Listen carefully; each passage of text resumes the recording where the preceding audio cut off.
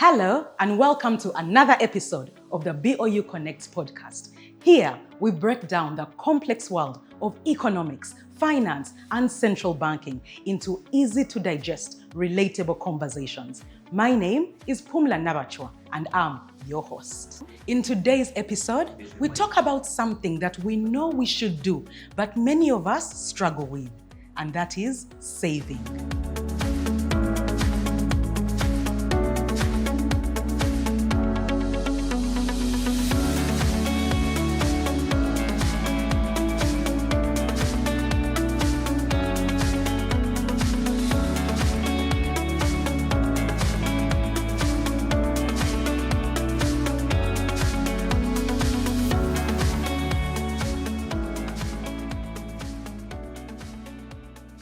Happy World Savings Day. You must be wondering why I'm so excited. Well, I am a huge advocate for building a savings culture in this country.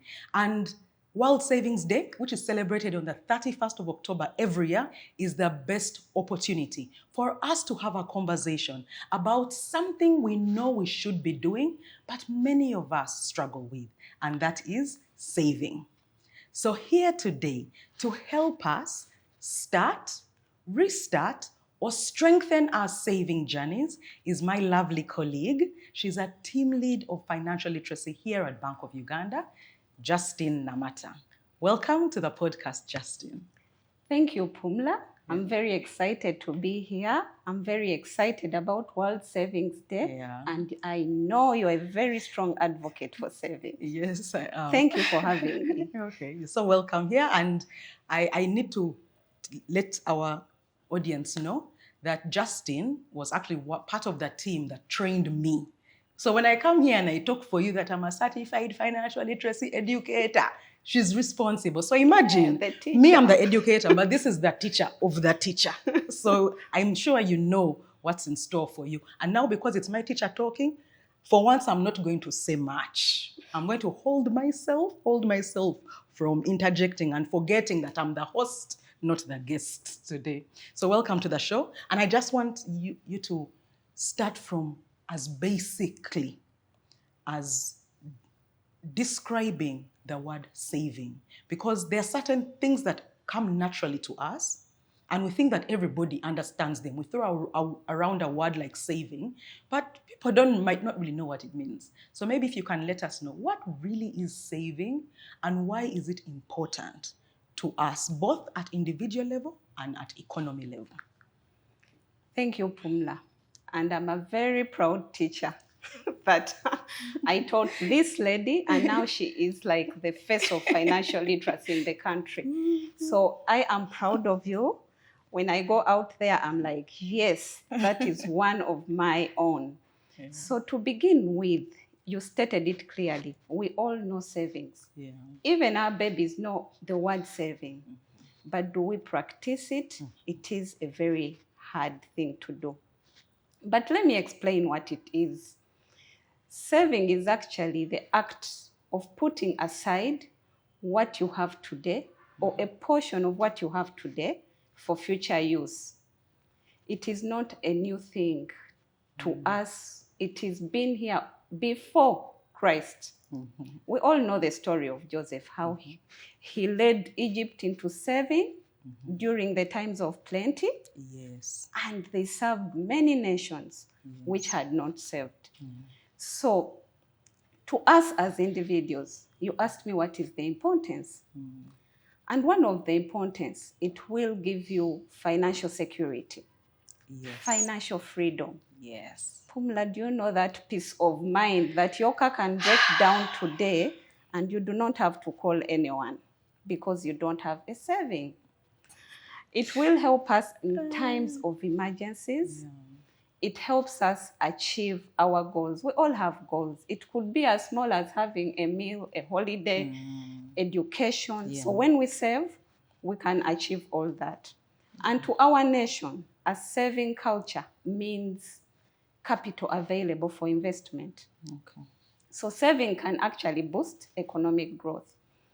Now, if we all save, we will have capital available for investment. That means job creation, infrastructure development. and ultimately a stable economy. And above all, we will stay away from external financing. Yeah. Many people complain our debt is Yes. too huge. Yes. So if we all get into the culture of saving, you know what it means. Yeah. Oh, okay. You guys, are you hearing that teacher of that teacher? Me, I'm even being re-educated here. So one of the things that I know you have also heard many Ugandans say is that, me, I can't save because I don't earn enough. What would you say to that? Wow. That is a very common sentiment. But the reality is, even small amounts can add up over time. Yeah. So it's not about how much we have, how much we earn. It's about the discipline and consistency. I'll give you an example. You will look at 1,000 as a small amount, but if put aside daily, it will add up to something. A significant difference will be noticed. So we always advise people, or Ugandans, that it's not about how much you earn, it's about developing the habit of savings. And one who is trusted when they have little, who can handle the little, they will also build a strong saving habit when they have a lot. But if you can't save now when you have little, even when you get much, you won't be able to save. The first person who told me this statement was a friend of mine who was earning about 15,000 a day. And 5,000 was being put in Kapapla. Do you know what Kapapla is? Kapapula is what? Betting. I don't know if they still use Kapapla or it's now digital. And they were addicted. So every time I talked to him about saving, he would actually get annoyed. Like, I don't have enough. What do you expect me to save? So when we talked deeper, of course, when you know it's an addiction, you can't break it at once. We agreed, just put 3,000 a day and leave the 2 in the Kapapula. Thankfully for me, this person listened to me. By the end of the year, they had over 1 million shillings, which they had never held in their hands before. Really? So they are used to the little sum. So when they got 1 million, I don't want to tell you what they have achieved. The rest is history. So let's just develop the habit of saving, and we will see results come to us. Yeah, and I think most people speak like that. And I've shared my story here before, that even me, who was literate, educated, economist with a master's degree, I needed Justine to come and tell me that, Pumla, you have to save, put money aside, be consistent. And the truth of the matter is, it is when you hold money that you have never held, when you see money you've never seen in your, wherever you keep the money, in your investment or accounts, in your portfolio, is when you realize, these are the results. And what took me so long? Because imagine if I had started 5 years before. But it doesn't matter. What I've learned is that it doesn't matter. You start when you start. When you start. Exactly. Yeah. So maybe, can you share with us, in your point of view, why do you think our saving culture in Uganda is so low? Like, why are people just not saving? Okay. Before I even tell you why we are not saving, I must say there's been a gradual improvement in our saving culture. I agree. In 2018, when we conducted the FinScope survey. Okay. Explain the FinScope survey. FinScope is like a financial survey. Okay. We conduct it and it represents the whole country. Okay. It's a demand-side survey. We ask the real consumers of financial services, not the providers. Okay. So at that point in 2018, our savings was 54% of adult Ugandans. Okay. When we went back in 2023, it had improved to 60%. Okay. Is it where we want to be? Not at all. It's still low. Now, the challenge was most of the people were saving for short-term goals. Okay. Actually, only 1% of adult Ugandans were planning for retirement. Remember, we are all getting old at one point. And what will happen? Probably ask our children to take care of us which you're always against. But anyway. Which I talk about so much, and people come for me. They shout, oh, me, I have to give my mother money. Me, I have to, Pumla, how can you talk like that? The Bible says, honor your mother and father. But you can honor your mother and father and honor yourself as well. Right? Yeah, but to give a context of why we are not where we want to be, one is limited financial literacy. You've just stated it. You were a very educated person. But before you got the financial literacy training, you probably thought, what is this? Why should I save? I'm still young. Yes. People do not yet appreciate or understand the benefits of saving and investing effectively. So that's one of the problems. Two, of course, low income and high living costs. Most of us want to live the lifestyle that we can't afford. I don't know if you've seen such people, but... Yeah, we live with them. We are in the restaurants and the bars with them. We got shopping together. We know their paychecks, but they buy things that they can't afford. And I want to talk to the ladies. I will see Pumla today with that hairstyle, and I'm like, I must have it. I must have that dress. Yet, I didn't plan for it. I can't afford it. So, and another thing, we are very wasteful as Ugandans. Oh. Yes. So, and we overspend on unnecessary things. We know people who have about maybe 20 pairs of shoes in their closets, 20 dresses. Speak low. They are not using them. Don't shout, brother. Let's tell Ugandans today that you can avoid that unnecessary expenditure and save something. Of course, some of the other things you stated them, not being consistent, and sometimes, of course, I've talked to youth, a group of youth, and they were telling me, I'm still so young to save. So people don't save because of that mindset. Yeah. Okay. Yeah, but the one thing I have over time grown to learn is exactly what you've said, that people don't save because nobody has told them to. Yes. There are so many other reasons, but I've found that to be the real key one. They don't save because no one has told them to. And I think also because of what you've said, when we started, you spoke about somebody's car breaking down. And then they feel the entitlement to call somebody else to take care of their financial responsibility. The reason why we are not saving is because we all know that phone call is going to be responded to positively. Exactly. So I'm not going to save because I know I have an income source in community. Exactly. Which I would like to also tell Ugandans. I said I was going to refrain myself, but on this one, let me talk. I would like to tell Ugandans that we are living that life. That life of Ubuntu and community is still strongly rooted in our Africanicity and Ugandanism. But slowly it's eroding away because people now want other things for themselves. People want to catch flights. Now you're entering their budget of going to Greece. Now they are going to start picking up the phone and saying, excuse me, if you cannot manage that car, sell it. Then you won't have any option. We still also struggle, Pumla, with the cultural factors. Yeah. In some cultures, you cannot drive a car when your uncle's children are not going to school. Pardon? You cannot have a savings account when your siblings are not going to school. What are you doing?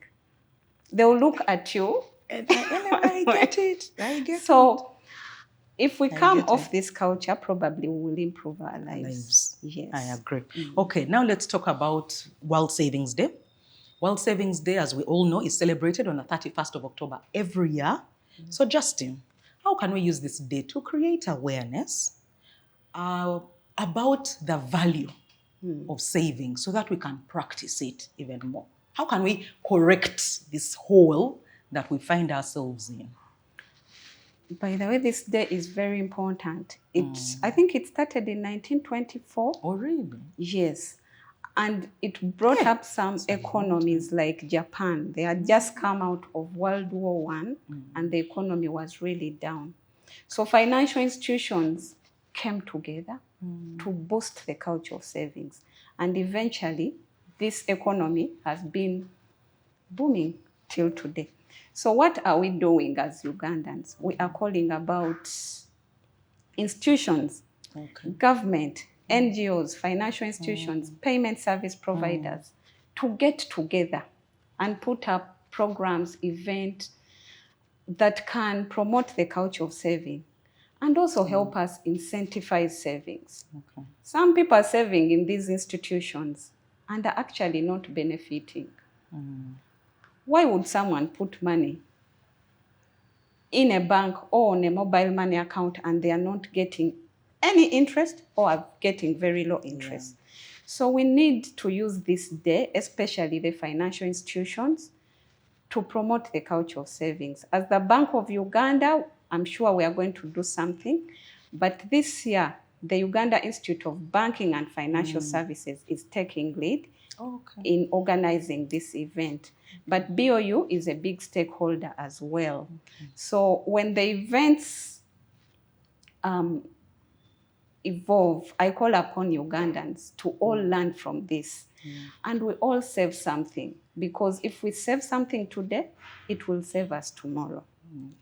If you save something today, it will save us tomorrow. Exactly. So on that note, can you share with us some practical tips that Ugandans can use to save, even if they earn low or irregular income? Practical tips. Pumla, do you know that most of us have mobile money accounts?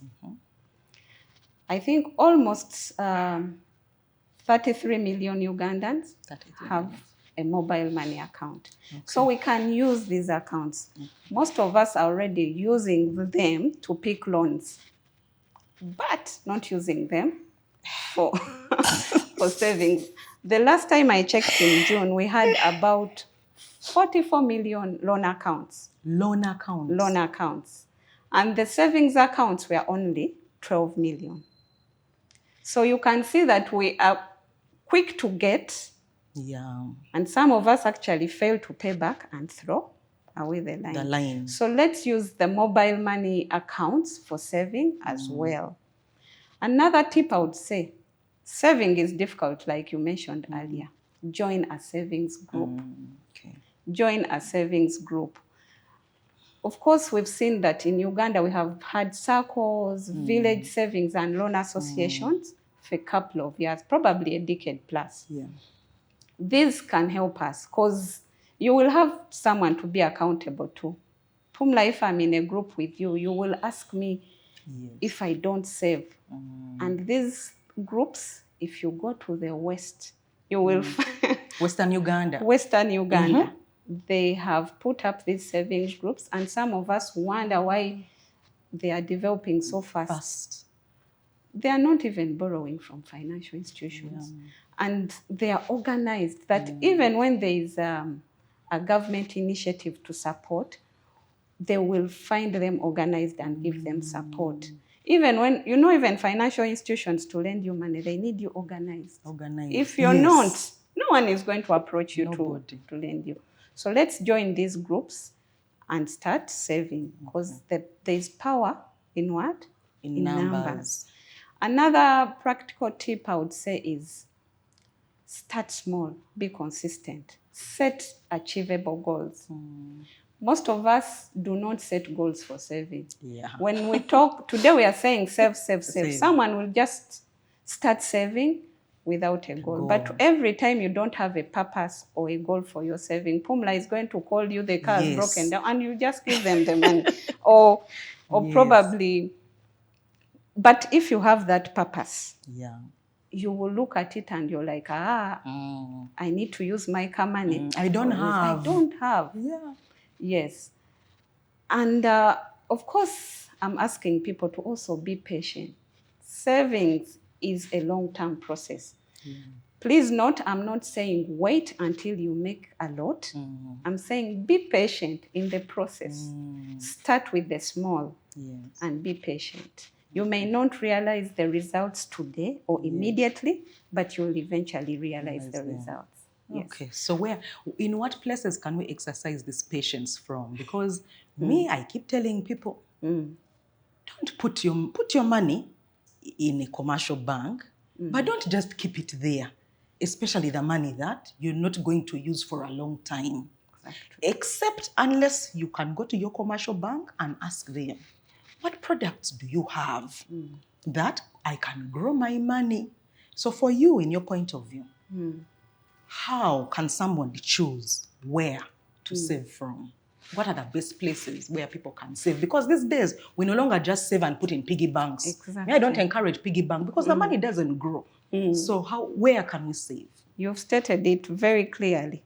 First of all, as you choose to save, shop around like Pumla said. Most of us, when we are buying shoes, you'll go to 4 shops. Yeah. When you're opening a bank account or you're trying to get a savings or loan product or whatever product, you want to enter into one bank and you don't shop around. That is very wrong. Different banks, different circles, different financial institutions have different rewarding procedures for your savings. So I ask Ugandans, first of all, look at security.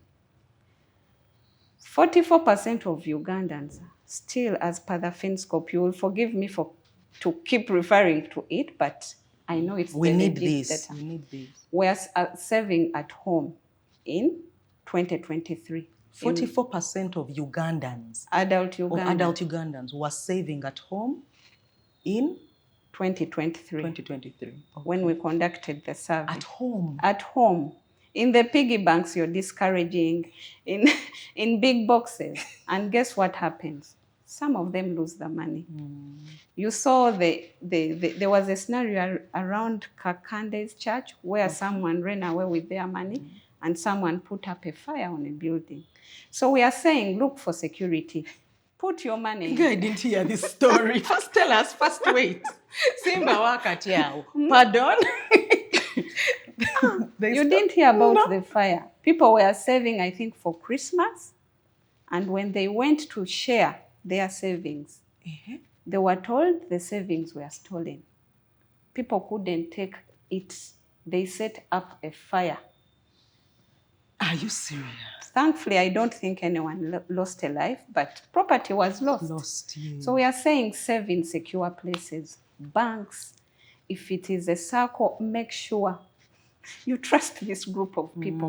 Don't just go anywhere because my friend told me that circle and I joined.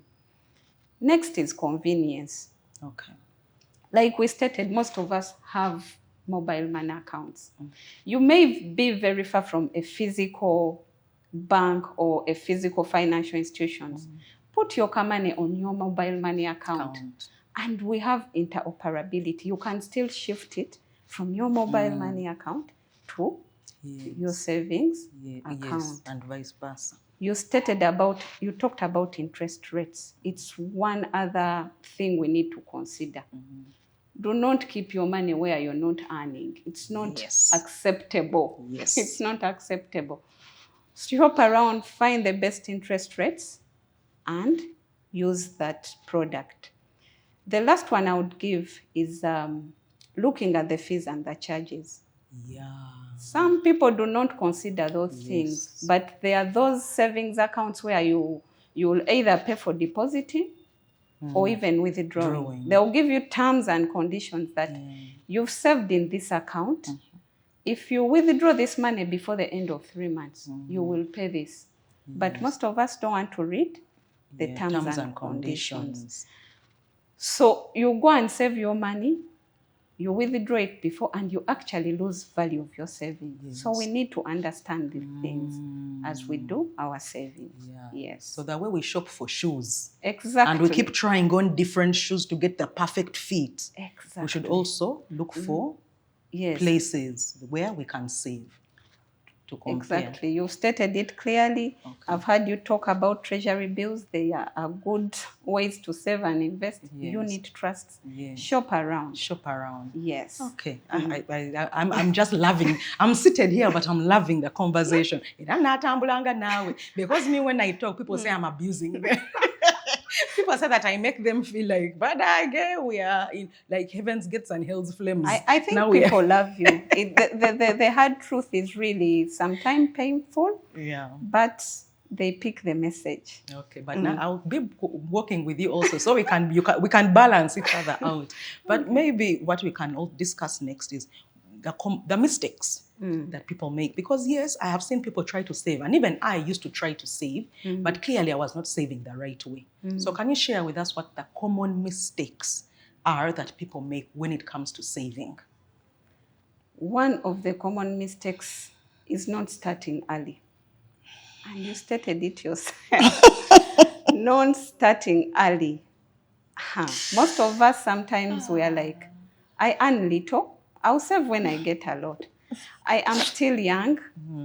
I will save. I still have a lot of time. So most of us don't start early. 2 is underestimating the benefits of budgeting. Pumla, when you talk to people about budgeting, I'm sure you've got some abusing you. Like, I make my money. Why then should I suffer to plan for it? But every time you don't have a budget, there's a possibility that you're going to spend more than you have. Because this budget will show us how much we have, how much we earn, and how much we are spending. Yes. And then we can decide how to fit into our own necessities. Because this budget that we all don't like is like the eyes to our money. So we need to budget and make savings a non-negotiable expenditure. For me, savings is a non-negotiable expenditure, like food or rent, anything. Yes. Another mistake we make is thinking of savings as an afterthought. Most of us, when we get money, we feel we should spend and then save what is left. And most of the time, there is nothing left. So we encourage people that as soon as you earn, save immediately. You do not have to save 50% like Pumla. It can be as small as 5%. We are looking at building the habit of savings. But we encourage Ugandans to start, even if it's small, 5%, 10% of your earnings. Please start. Please start. Yes. Actually, if there was a slogan about saving, it would be, please start.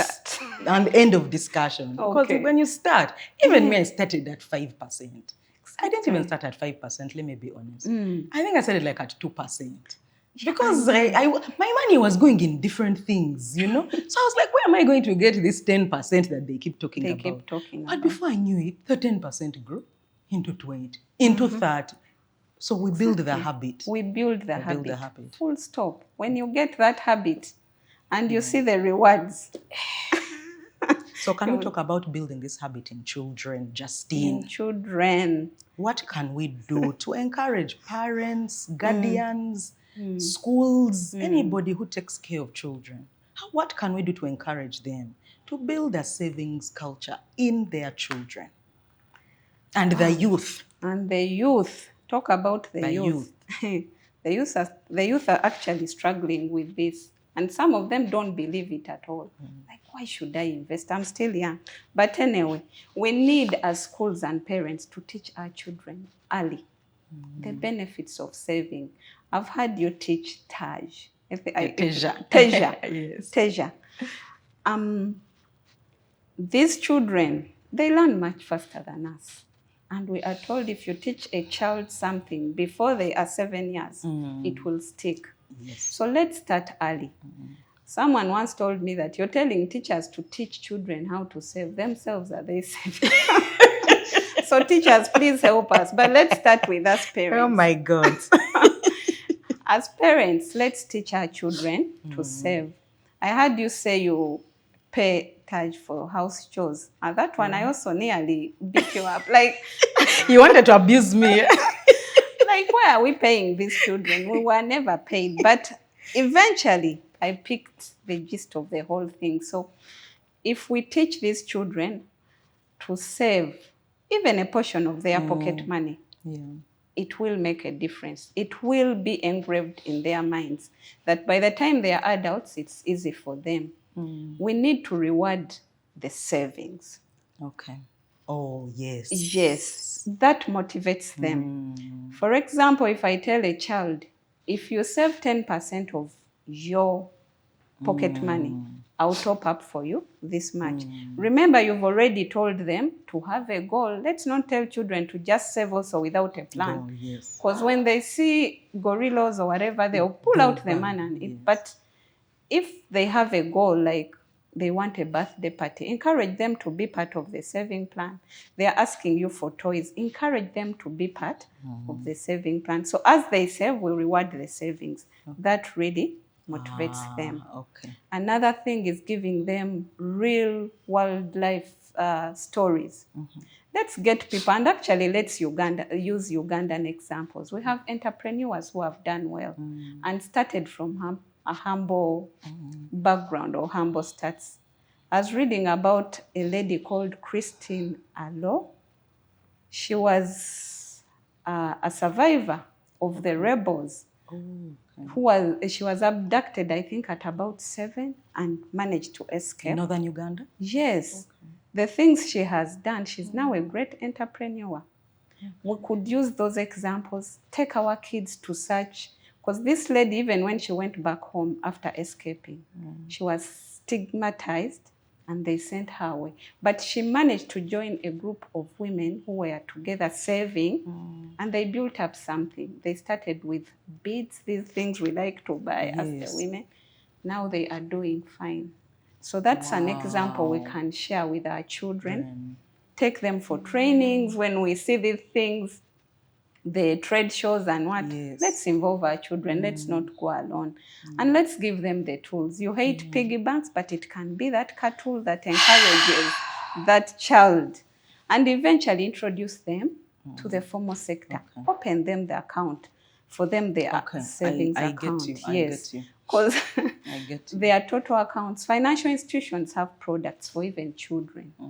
So give them those tools and make them love them, motivate them. Okay. Actually, when you're speaking, sometimes someone can speak and then a light bulb goes off.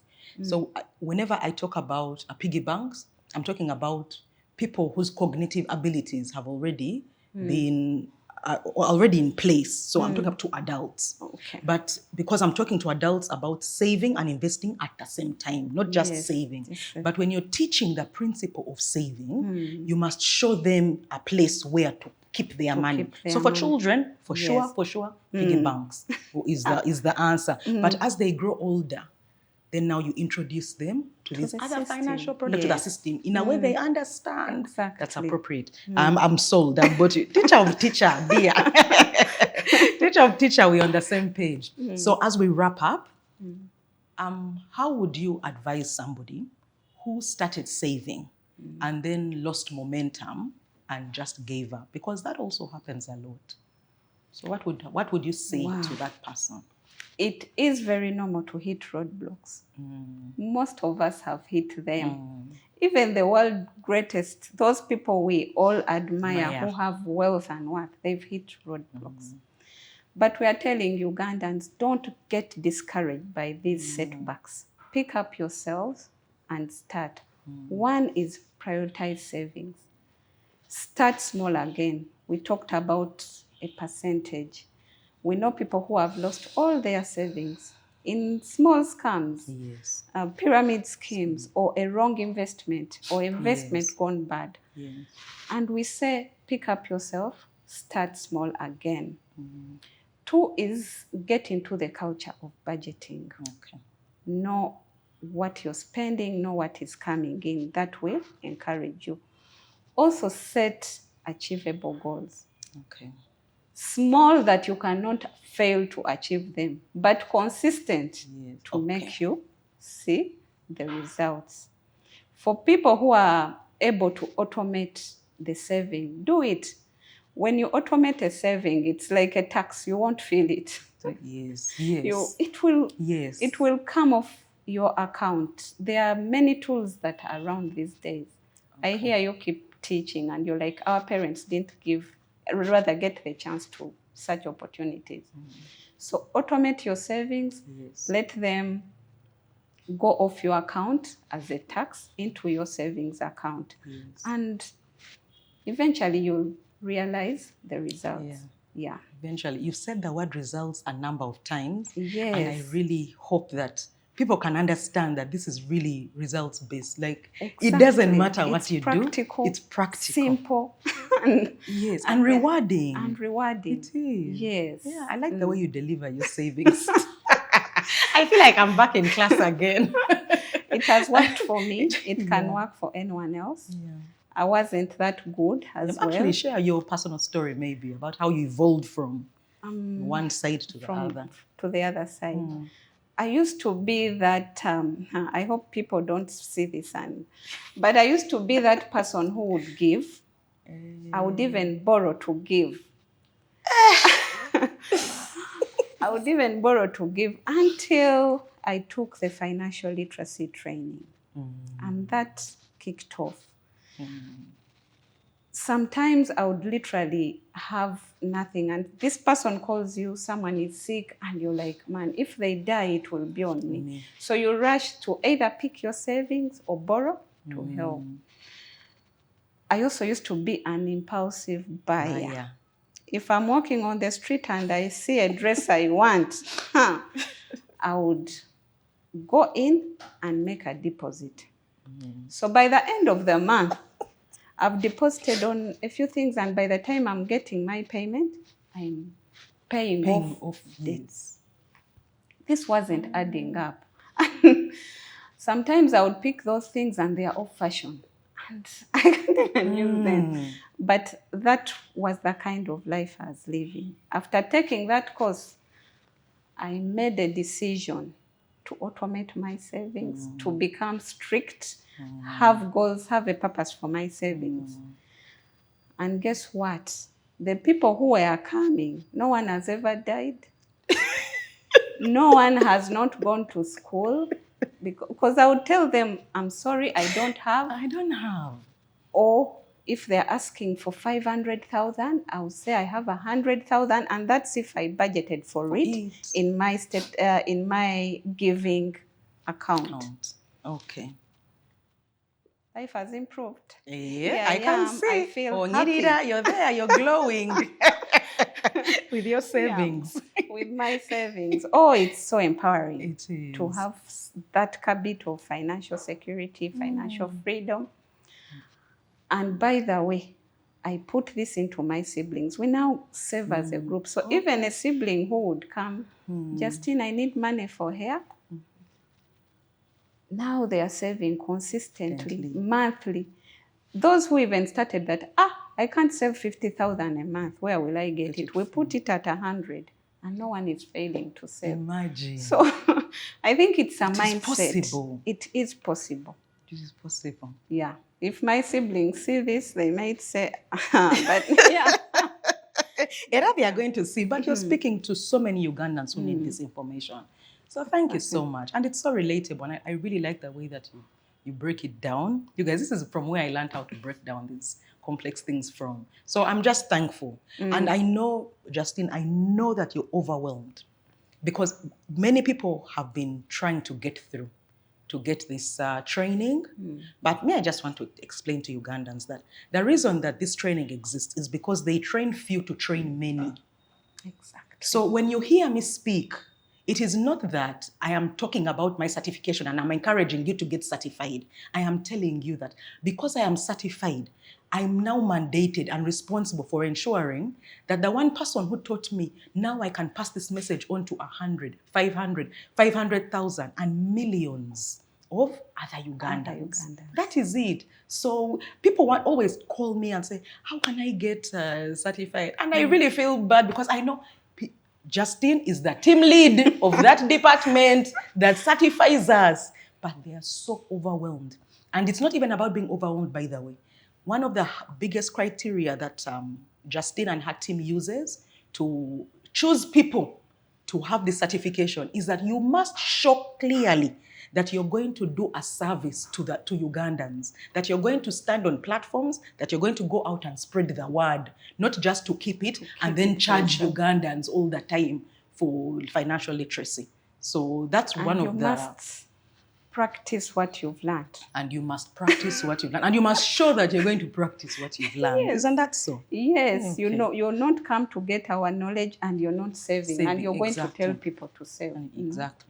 We want influential people like Pumla who will tell others what we do. So Pumla, we are so proud of you as a section. Thank you. You have done a great job. You need now to become a master trainer.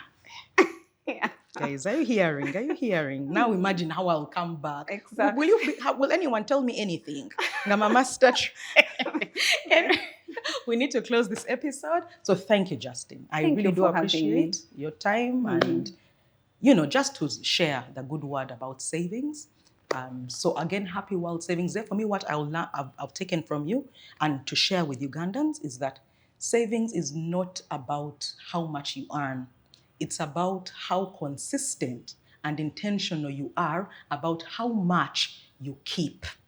And if I was to use 2 words to encourage you, I would just say, please start. So thank you again, Justine. Thank you, all right? Pumla. And to you, our lovely viewers, if you have found this episode helpful, please remember to like, comment, and share this episode with all your friends. And also, don't forget to subscribe to the BoU YouTube channel. Until next time, that BoU Connects. Bye.